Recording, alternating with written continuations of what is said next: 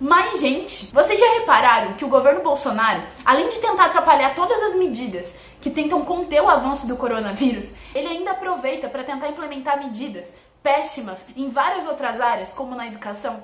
Bom, eu sou a Lari Comodaro, do Coletivo Rebeldia, e hoje a gente vai trocar uma ideia sobre isso.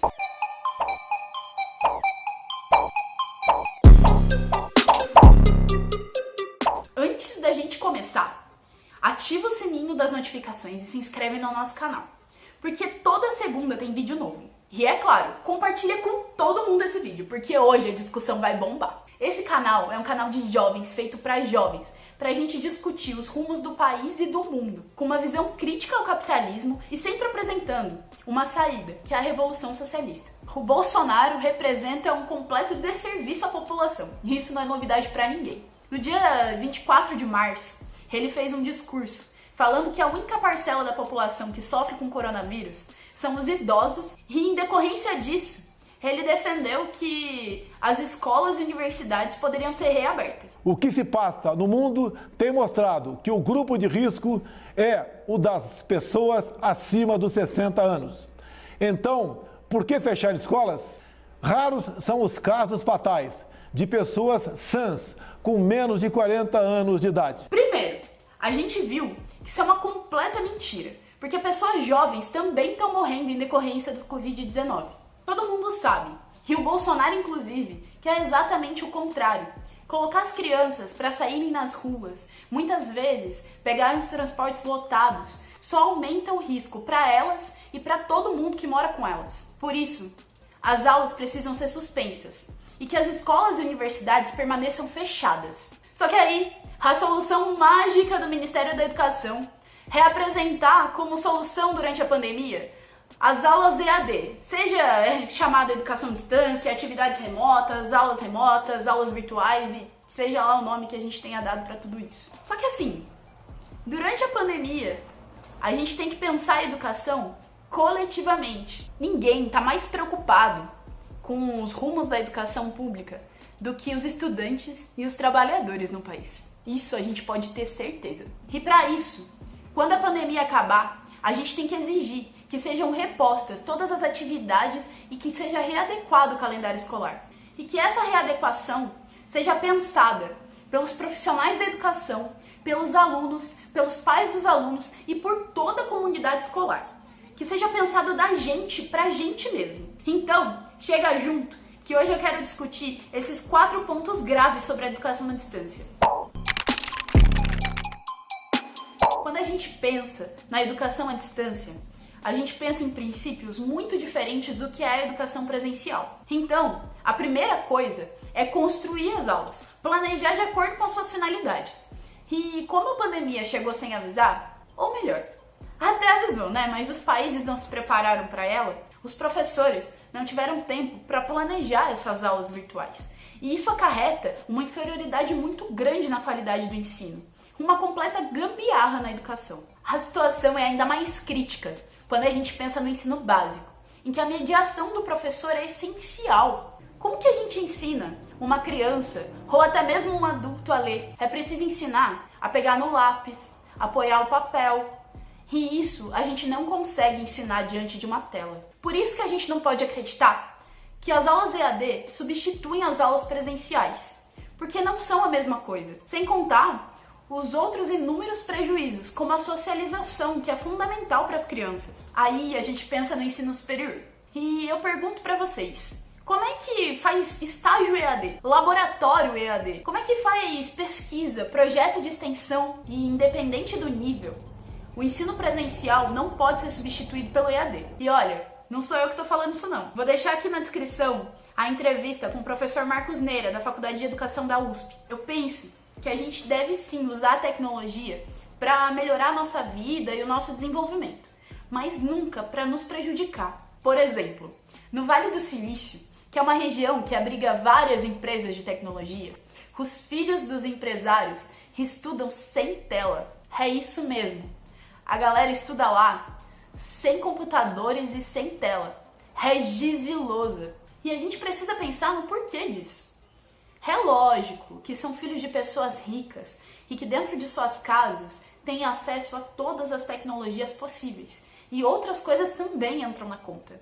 Mas é no mínimo curioso o fato das escolas optarem por não utilizarem essas ferramentas tecnológicas na alfabetização. E ainda dentro desse ponto, a gente tem que pensar em quais são as condições psicológicas da galera que vai assistir essas aulas. Porque vocês já perceberam que quando a gente está triste, isso interfere no modo como a gente fala, pensa e aprende? É aquele famoso ditado, né? Não tô com cabeça para isso. E diante de uma pandemia global, onde o tempo todo a gente está pensando nos riscos que a gente está correndo de se contaminar ao sair de casa, nos riscos que a gente corre de contaminar as nossas famílias, como é que a gente tem tempo para estudar? Mas é lógico, existem pessoas que veem o estudo como um estímulo para a cabeça, diante de tudo isso que a gente está vivendo.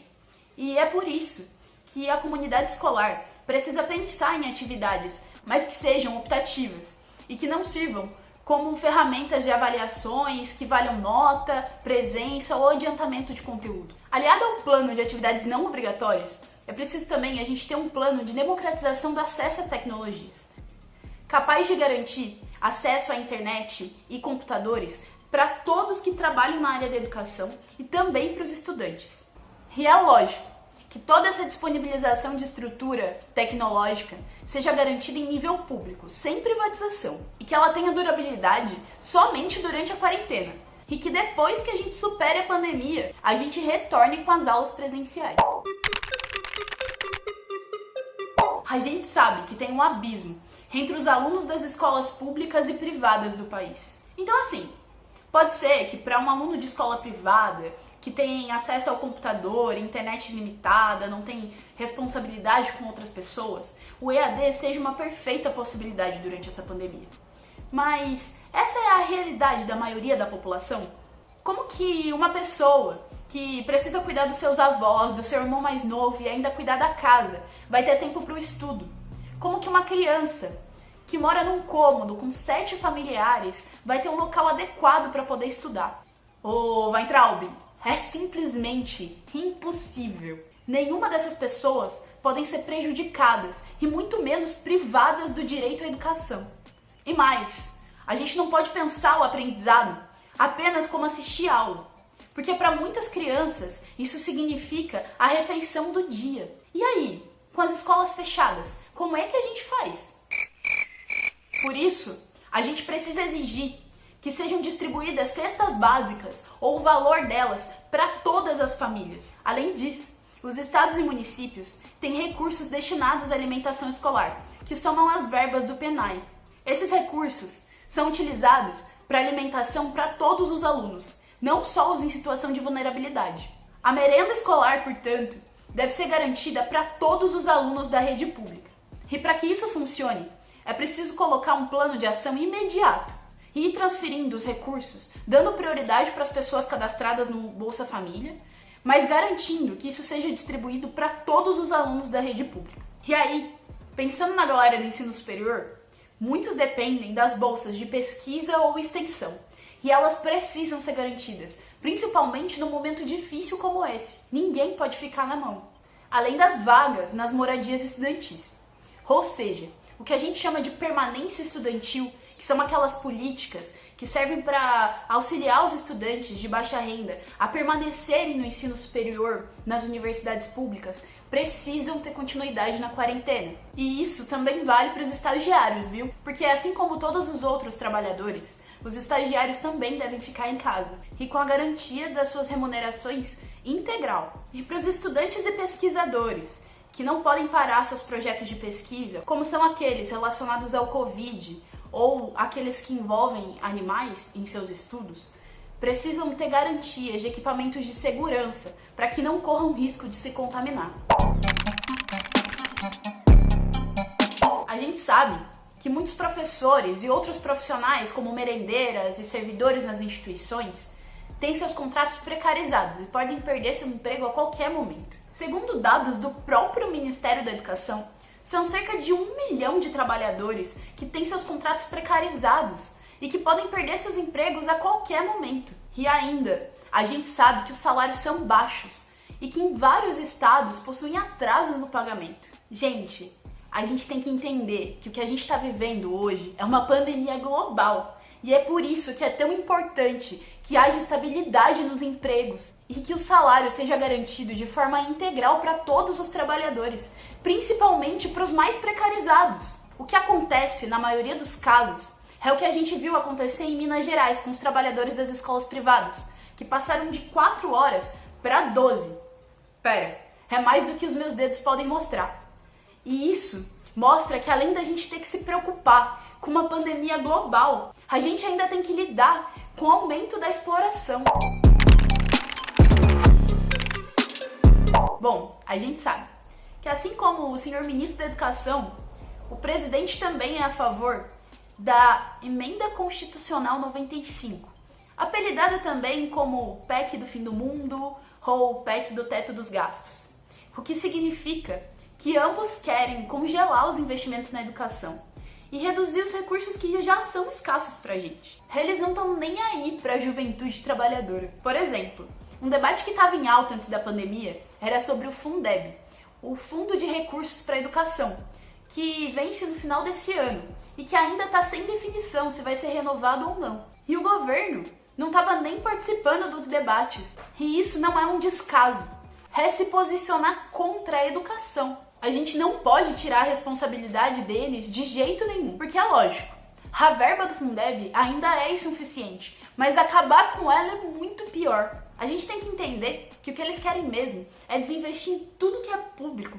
para poder privatizar e investir na iniciativa privada. Ou melhor dizendo, como a gente já falou em todos os vídeos aqui, eles querem é garantir os lucros dos grandes empresários. É isso que significa essa tentativa de implementação improvisada do EAD, que pode servir de argumento no futuro para privatizar a educação pública. O projeto é acabar com as aulas presenciais na escola pública como são hoje, e que a gente sabe que possuem muitas deficiências, mas em nome de piorar e precarizar ainda mais a rede pública. E tudo isso para quê?